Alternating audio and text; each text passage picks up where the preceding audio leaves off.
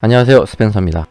오늘은 22버전의 신기능들 중에서 시네웨어에 대해서 한번 알아볼 건데요.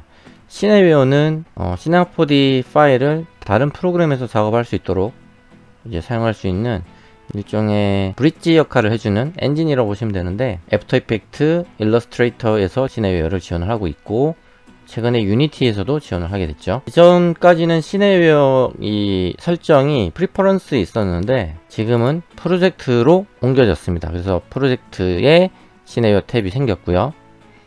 이 말인 즉슨 이전까지는 글로벌 설정으로 사용됐는데 이제는 각각의 프로젝트별로 시네웨어를 세팅을 해서 사용할 수 있게 됐다는 말입니다. 그래서 각각의 프로젝트 파일, 즉 신 파일을 저장할 때 이 시네웨어 설정이 같이 저장이 될 수 있게 된 거죠.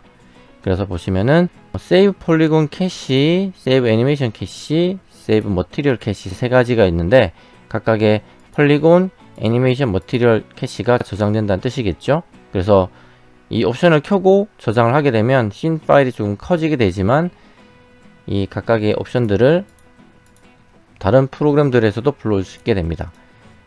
헬프 파일을 잠깐 열어서 볼게요.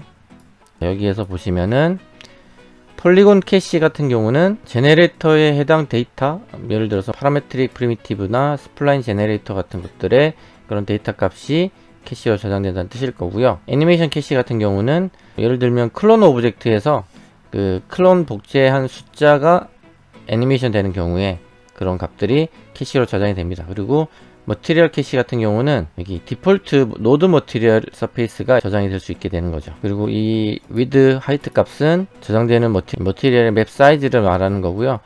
디폴트는 1024, 1024인데 제가 테스트 해본다고 아까 2048로 저장을 한번 해봤던 겁니다. 포맷은 맵이 어떤 파일로 저장될지를 저장하게 되겠죠. 그리고 뎁스 값은 8비트, 지금 BMP는 8비트만 지원을 하는데 HDR로 변경하면 32비트 변경되고요. 각각의 이 포맷에 따라서 우리가 저장할 수 있는 뎁스 값을 변경할 수가 있게 되는 거죠.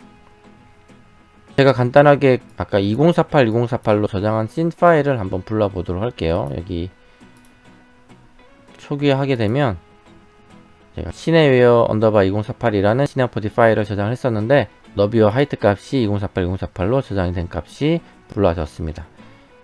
얘네들을 캐시 체크를 하고 저장을 하게 되면, 저장을 하고 파일을 닫은 다음에 파일을 불러 볼게요. 그러면 이제 캐시가 저장된 파일이 불러지겠죠. 이런 식으로 불러올 수 있고요. 그리고 파일에 보시면 시네웨어로 저장할 수 있도록 이렇게 명령이 있는데, 이전에는 여기 보시면은 Save Polygon Animation for Cinewear 였는데 이 명령이 Save Project for Cinewear로 변경이 됐습니다. 이 명령 같은 경우는 이 세 가지 옵션이 저장이 되는 경우에 내보내기가 되는 거겠죠. 그래서 간단하게 오늘은 시네웨어에 대해서 알아봤습니다. 감사합니다.